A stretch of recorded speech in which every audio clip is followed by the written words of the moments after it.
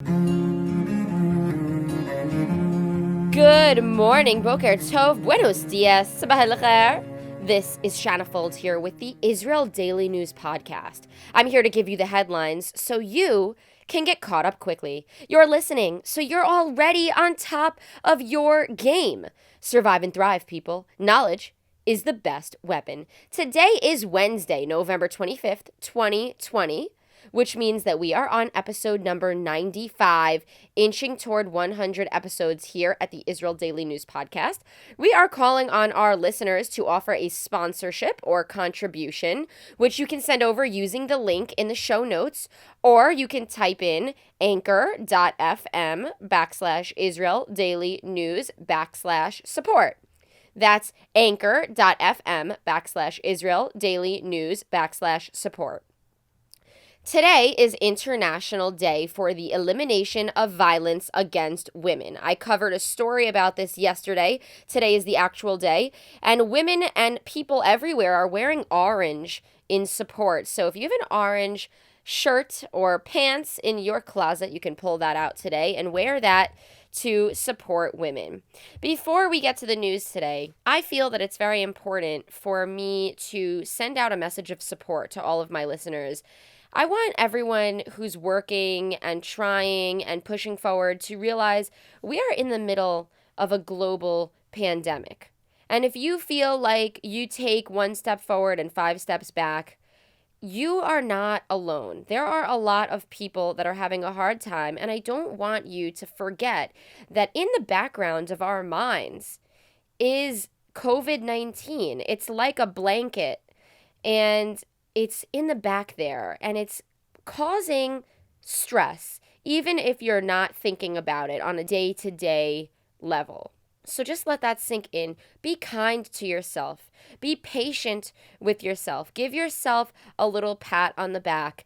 Keep on going. Put one foot in front of the next. Tackle one thing on your to-do list that you wanted to get done each day. One thing or a half of a thing. And just give yourself a break. That is my message for today. Tomorrow is Thanksgiving, and I hope that everyone is well and enjoying themselves. If you notice that my voice is a little bit congested, it is. I have a very little head cold, so don't mind my congested sounding voice. I hope you'll give me a pass there.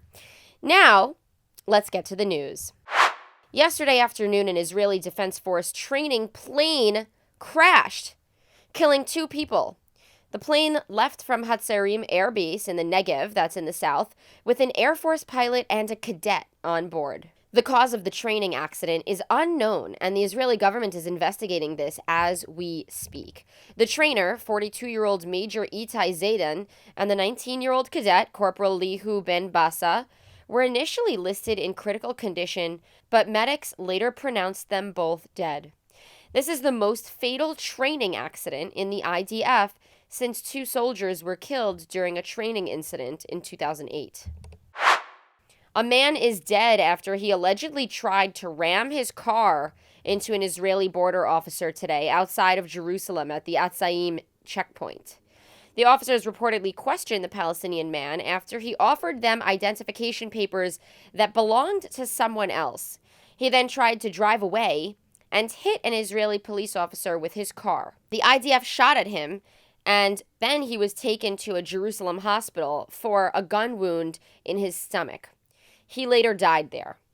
The police officer is wounded in the hospital from being hit by the car. I'll update you here with more information as it comes in.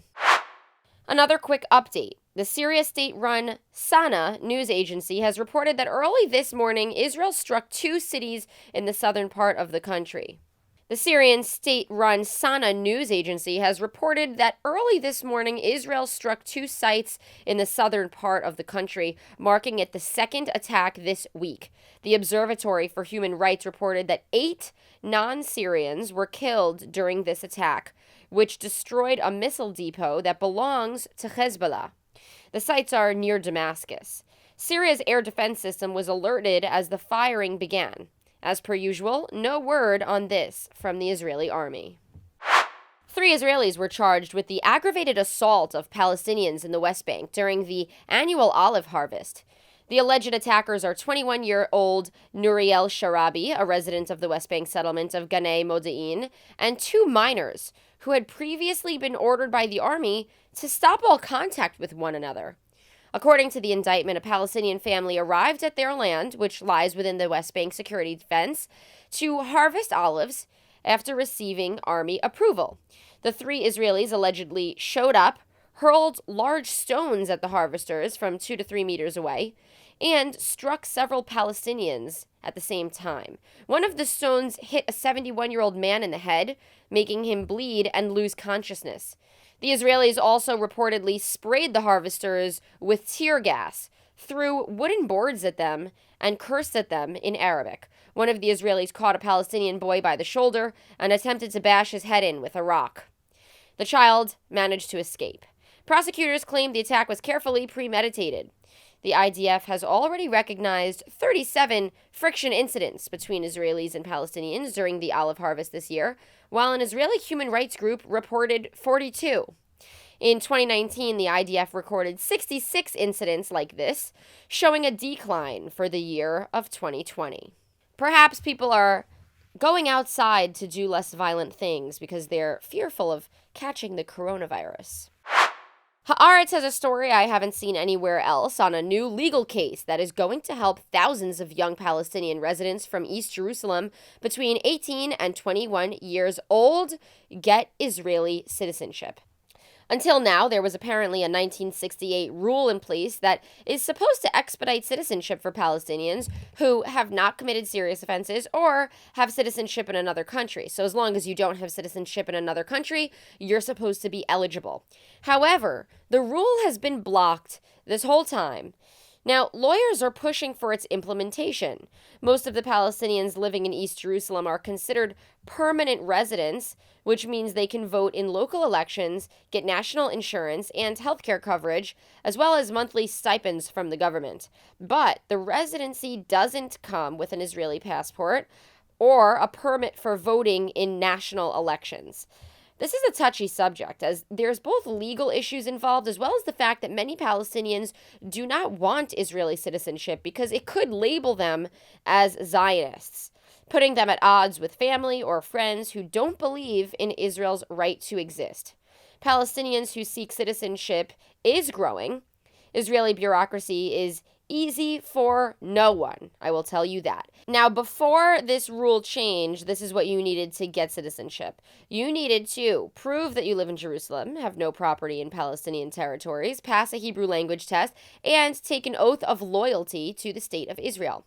The amendment, which is being activated now, called Article 4A, expedites this long process for Israeli residents between 18 and 21, so long as they were in Israel, lived there for 5 consecutive years before submitting their application, have no other citizenships, and have not committed a crime that resulted in a 5-year stint behind bars. So as long as you didn't serve jail time for more than 5 years, you are eligible. Open criminal cases, minor convictions, and any other intelligence data that were previously used to deter citizenship are going to now be out the window.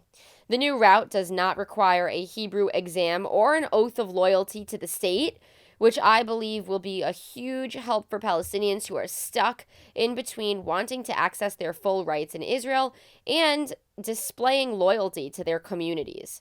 This rule extends to children of foreign workers who came to Israel illegally but are now residents of the country. An Israeli mother-son duo is working to get the first oral insulin pill to the international market. Biochemist Miriam Kidron is the mother of the company's CEO, Nadav Kidron.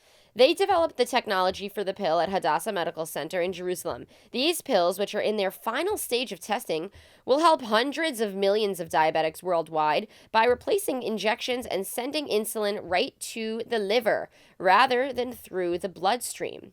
The direct delivery is meant to minimize side effects, especially weight gain. According to Kidron, improving treatment can reduce complications and lower the cost of treating diabetics as a result. He says the world has looked for ways to be able to give insulin orally for 100 years, and he hopes this new technology will be a real game changer for how the world treats diabetes. All right, well, that's it for today's news. Today is Wednesday, November 25th, 2020. Tel Aviv has a low of 15 degrees Celsius and a high of 22 degrees. That's 59 degrees Fahrenheit for the low, going up to 71 degrees for the high. Don't forget to subscribe to the Israel Daily News podcast on Spotify or Apple Podcast or wherever you're hearing it from. I am everywhere. If you think this show brings you value, if you think it makes you more educated when you step outside of your house, then send over a contribution. Today marks episode number 95, and we're getting close to episode number 100. There's a link in the show notes where you can send a $5 monthly contribution. The site is anchor.fm/Israel Daily News /support. That's anchor.fm/Israel Daily News /support. Listeners to submit a donation of $5 per month for the year will receive a handwritten letter by me, mailed to you with a special note and a little poem that I'm going to write. Listeners who send over a $20 monthly donation will get access to a one-on-one Q&A with me via Zoom. I am working on releasing a mini book to celebrate 100 episodes, and we are getting merchandise. I'll let you know about those offers when the time comes. In these last 10 episodes, as we reach nearly 100, please share this show with everyone you know. Special thanks to Candace Cohen, Jack Meltzner, and Orion Fitlovich for their contributions to the show. I'll send you off today with Memories by Eugene Korolab. He's a world-known busker musician. Have a great and productive day.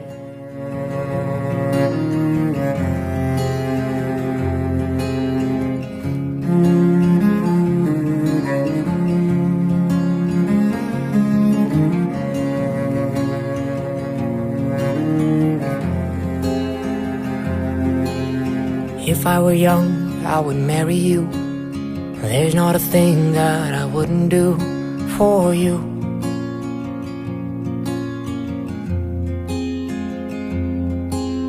If you were young, would you marry me? Would there be things that you wouldn't do for me? And now that we're old but not gone, why are we holding on to our memories? Has our time come too soon? Are we forever doomed to live through memories? Now that I'm old, I remember you. Now that we're old, I hope you remember me too.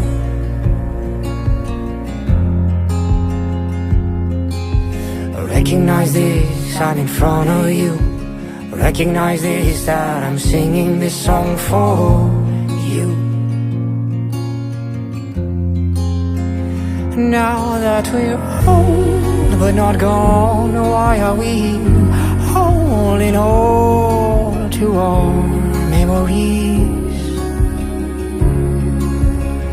Has our time come too soon? Are we forever doomed to live through memories? On and on we'll go.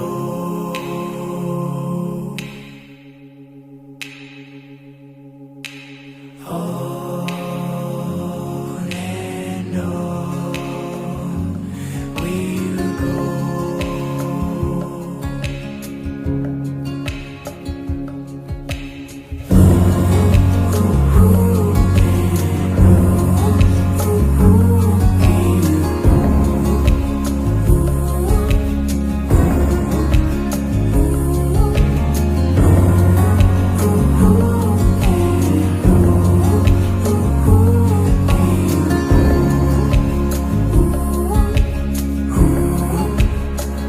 Now that we're old but not gone, why are we holding on to our memories? And all the things we did and everything we said lives on through memories. Now that our lives moved on, we've got to soldier on, march past those memories. Time to create new songs, time to forget those good old memories. Remember me.